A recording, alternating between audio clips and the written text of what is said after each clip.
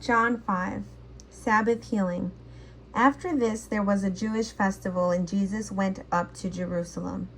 In Jerusalem, near the sheep gate in the north city wall, is a pool with the Aramaic name Bethsaida. It had 5 covered porches, and a crowd of people who were sick, blind, lame, and paralyzed sat there. A certain man was there who had been sick for 38 years. When Jesus saw him lying there, knowing that he had already been there a long time, he asked him, "Do you want to get well?"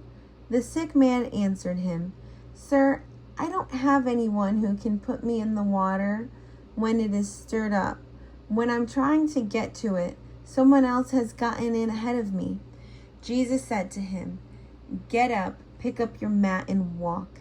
Immediately the man was well, and he picked up his mat and walked. Now that day was the Sabbath. The Jewish leader said to the man who had been healed, "It's the Sabbath. You aren't allowed to carry your mat."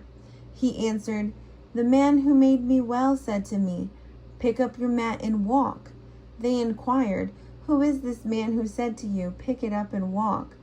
The man who had been cured didn't know who it was, because Jesus had slipped away from the crowd gathered there. Later, Jesus found him in the temple and said, "See, you have been made well. Don't sin anymore in case something worse happens to you." The man went and proclaimed to the Jewish leaders that Jesus was the man who had made him well.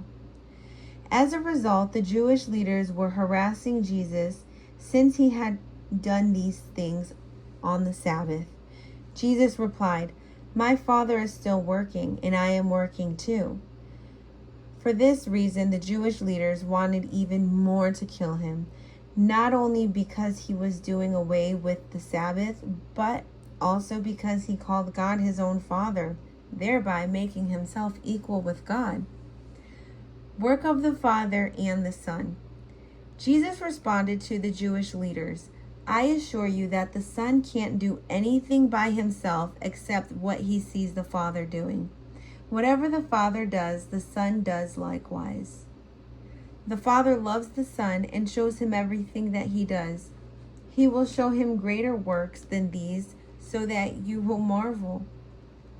As the Father raises the dead and gives life, so too does the Son give life to whomever he wishes.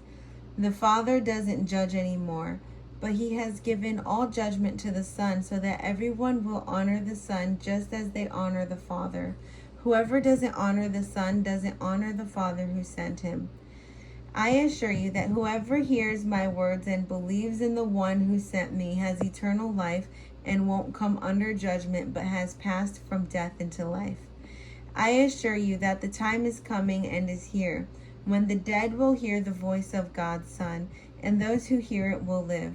Just as the Father has life in himself, so he has granted the Son to have life in himself. He gives the Son authority to judge because he is the human one.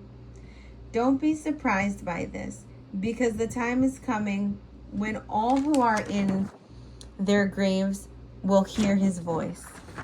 Those who did good things will come out into the resurrection of life, and those who did wicked things into the resurrection of judgment. I can't do anything by myself. Whatever I hear, I judge, and my judgment is just. I don't seek my own will, but the will of the one who sent me. Witnesses to Jesus. If I testify about myself, my testimony isn't true. There is someone else who testifies about me, and I know his testimony about me is true. You sent a delegation to John, and he testified to the truth.